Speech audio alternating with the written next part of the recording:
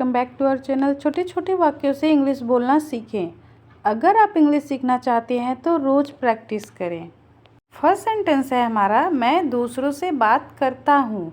I talk to others. I talk to others.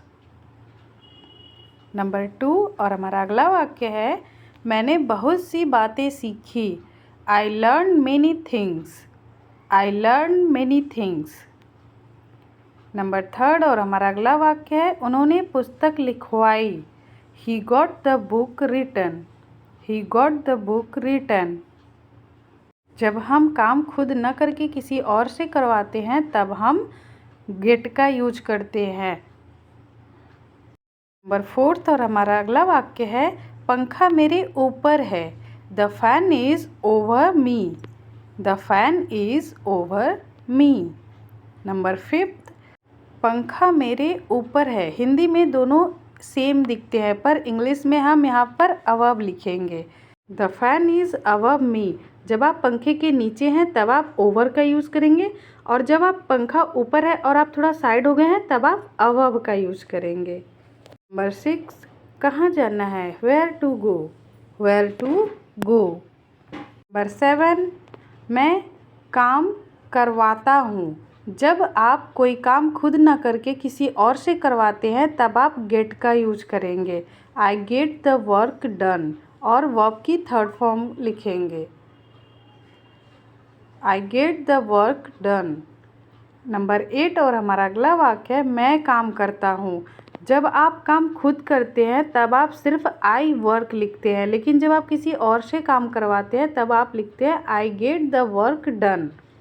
Number 9 अगला वाक्य है, यहाँ अंधेरा हो रहा है। It's getting dark here.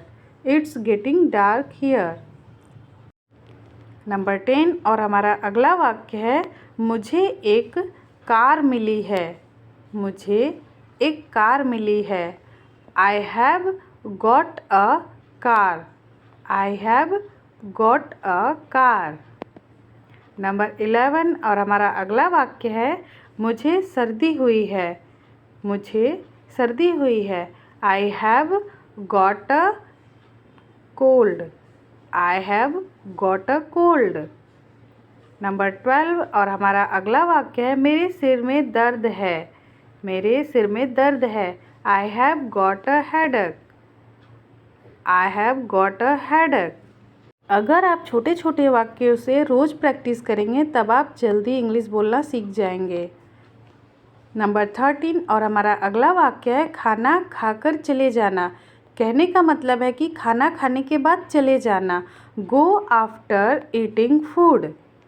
Go after eating food. इस तरह के बहुत सारे वाक्यों से प्रैक्टिस करके आप सेंटेंस बनाना सीख सकते हैं। नंबर 14, दूध लेकर आना। Come after bringing milk. Come after bringing milk. Number 15, धूल झाड़ने के बाद स्नान करना। Take a bath after dusting. Take a bath after dusting. Number 16 और हमारा अगला वाक्य है, मुझे कुछ और करना है। मुझे कुछ और करना है। I have to do something else. I have to do something else. Number 17 और हमारा अगला वाक्य है, अब मुझे जाना होगा। वाक्य में करना है, जाना होगा या पड़ा काम करना पड़ता है, इन सब के लिए हम हैव टू का यूज करते हैं। अब मुझे जाना होगा। I have to go now. Number 18 और हमारा अगला वाक्य है, तुम्हें इसे लेना होगा। You have to take it. You have to take it. Number 19 और हमारा अगला वाक्य है, मुझे पढ़ने का शौक़ है। शौक़ है के लिए हम फॉन्ड ऑफ का यूज करते हैं। मुझे पढ़ने का शौक़ है। I am fond of reading. इस तरह के वाक्यों में हम सब्जेक्ट के अनुसार हेल्पिंग वर्ब लिखते हैं और एक्शन वर्ब में आईएनजी लगाते हैं। नंबर 20 और हमारा अगला वाक्य है, मुझे किताबें पढ़ने का शौक़ है।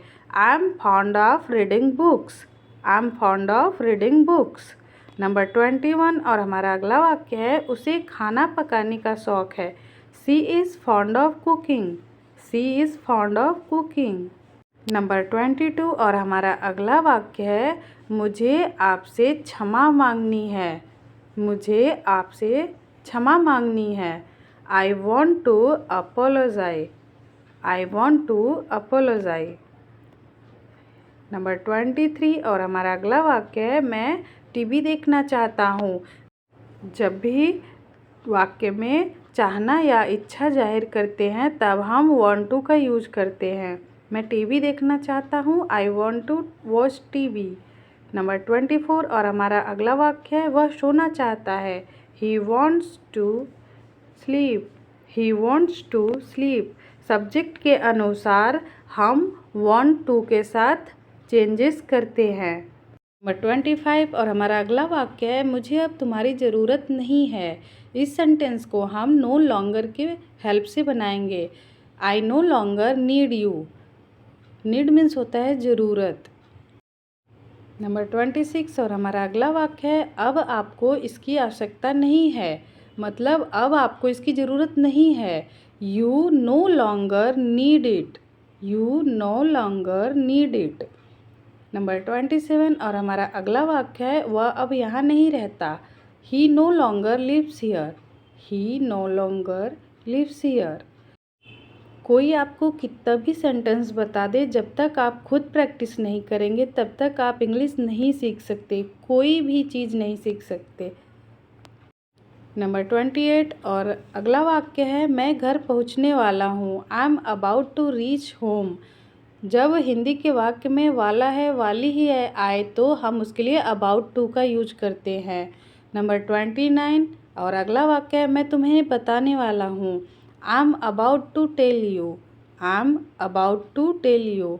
नंबर 30 और हमारा अगला वाक्य है, वह आने वाला है। He is about to come. He is about to come. Number 31 और हमारा अगला वाक्य है, मैं कभी कभी वहाँ जाता हूँ। कभी कभी के लिए हम एट टाइम्स लिखते हैं। आई गो देयर एट टाइम्स। आप एट टाइम्स लगाकर बहुत सारे वाक्य बना सकते हैं।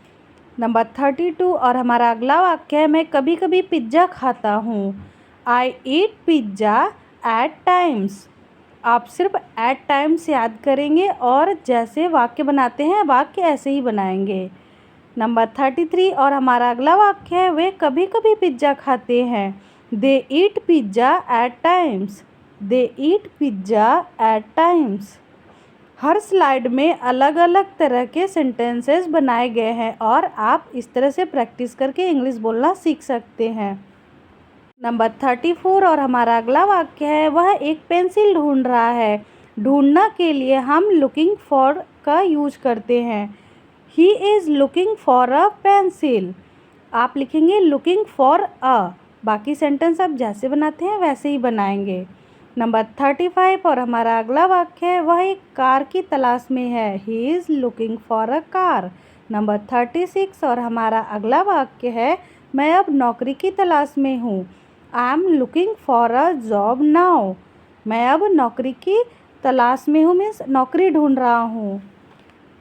नंबर 37 और हमारा अगला वाक्य है, तुम कार्यालय में हो। अगर आप किसी एक जगह और अंदर हैं तब आप उसके लिए इनका यूज करेंगे।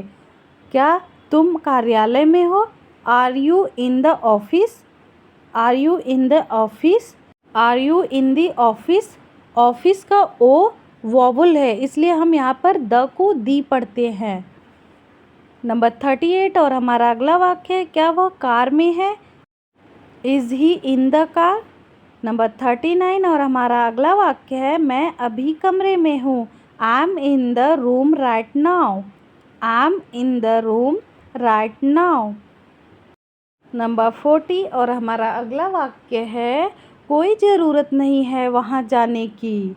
There is no need to go there. आप सबसे पहले लिखेंगे there is no need to. इस तरह के वाक्य हम अक्सर बोलते हैं। आप इसे हिंदी में ना बोलकर इंग्लिश में बोलना सीखें। नंबर 41, कोई ज़रूरत नहीं है बताने की। There is no need to tell. There is no need to tell. Number 42 और हमारा अगला वाक्य है, कोई ज़रूरत नहीं है लाने की। There is no need to bring. There is no need to bring. इस तरह के बहुत सारे वाक्य आप बना सकते हैं। नंबर 43 और हमारा अगला वाक्य है, अगर ऐसी बात है तो उसे मत बताओ। इस तरह के वाक्य भी हम अक्सर बोलते हैं। आप इसे इस तरह से बनाएंगे, if that's the case don't tell him. सबसे पहले आप लिखेंगे इफ़ दैट्स द केस, उसके बाद जैसे आप वाक्य बनाते हैं वैसे बनाएं। नंबर 44 और हमारा अगला वाक्य है, अगर ऐसी बात है तो उसे मत जाने दो। If that's the case then don't tell him go. Number 45 और हमारा अगला वाक्य है, अगर ऐसी बात है तो मैं नहीं खाऊंगा। If that's the case then I won't eat. Will not के कॉन्ट्रैक्शन को हम वॉन्ट पढ़ते हैं। If that's the case then I won't eat. Number 46 और हमारा अगला वाक्य है, चलो कुछ खाते हैं। चलो कुछ खाते हैं। Let's eat something. Let us के कॉन्ट्रैक्शन को लेट्स पढ़ते हैं। जब भी आप कुछ काम करने के लिए बोलते हैं कि चलो खाते हैं, चलो घर चलते हैं, इस तरह के वाक्य बनाने के लिए आप लेट्स का यूज करेंगे। नंबर 47 और हमारा अगला वाक्य है, चलो वहाँ साथ चलते हैं। Let's go there together. Let's go there together. Number 48 और हमारा अगला वाक्य है, चलो घर चलते हैं। Let's go home. Let's go home. Home के साथ हम कभी भी टू का यूज नहीं करते हैं। नंबर 49 और हमारा अगला वाक्य है, उसके पास कितना है। उसके पास कितना है। How much does he have. How much does he have. How much does he have. Number 50 और हमारा अगला वाक्य है, आपके पास कितना पैसा है। मनी के साथ हम हमेशा हाउ मच का यूज करते हैं। आपके पास कितना पैसा है। How much money do you have. How much money do you have. Number 51 और हमारा अगला वाक्य है, हमारे पास कितना है। How much do we have. Subject के अनुसार हम हेल्पिंग वर्ब चेंज करते हैं। फर्स्ट वाले में डज आया है, यू के साथ डू लिखते हैं और वी के साथ भी डू लिखते हैं। नंबर 52 और हमारा अगला वाक्य है, क्या तुमने मुझे बुलाया। इस वाक्य को हम डिड के हेल्प से बनाएंगे और जब हम क्वेश्चन मार्क वाले वाक्य बनाते हैं या निगेटिव बनाते हैं तब हम वर्ब की फर्स्ट फॉर्म का यूज करते हैं। क्या तुमने मुझे बुलाया। Did you call for me. Did you call for me. Number 53 और हमारा अगला वाक्य है, क्या उसने कुछ कहा। Did he say anything. Did he say anything. Number 54 और हमारा अगला वाक्य है, क्या उसने उसे इशारा किया। Did she gesture to him. Did she gesture to him. हम सिंपल पास्ट बनाते हैं, सिंपल पास्ट का साधारण वाक्य बनाते हैं तब हम सिर्फ सेकेंड फॉर्म लिखते हैं, बट जब हम क्वेश्चन मार्क और नेगेटिव सेंटेंस बनाते हैं तब हम फर्स्ट फॉर्म लिखते हैं। नंबर 55 और हमारा अगला वाक्य है, यह काफ़ी महंगा है। It's quite expensive. It's quite expensive. Number 56 और हमारा अगला वाक्य है, यह काफ़ी अच्छा है। It's quite good. It's quite good. Number 57 और हमारा अगला वाक्य है, यह काफ़ी दूर है। यह काफ़ी दूर है। It's quite far. It's quite far. अगर आपको वीडियो अच्छी लगे तो वीडियो को लाइक और सब्सक्राइब ज़रूर करें और कमेंट करके बताएं कि आपको वीडियो कैसी लगी। नंबर 58 और हमारा अगला वाक्य है, क्या वो काम करता है। Does he work. क्या वो काम करता है। Does he work. नंबर 59 और हमारा अगला वाक्य है, उसे क्या पसंद है। उसे क्या पसंद है। What does she like? What does she like? Number 60 और हमारा लास्ट सेंटेंस है, आपके पिता क्या करते हैं? आपके पिता क्या करते हैं? What does your father do? What does your father do? Thanks for watching. ऐसे ही और वीडियोस के लिए वीडियो को लाइक करें.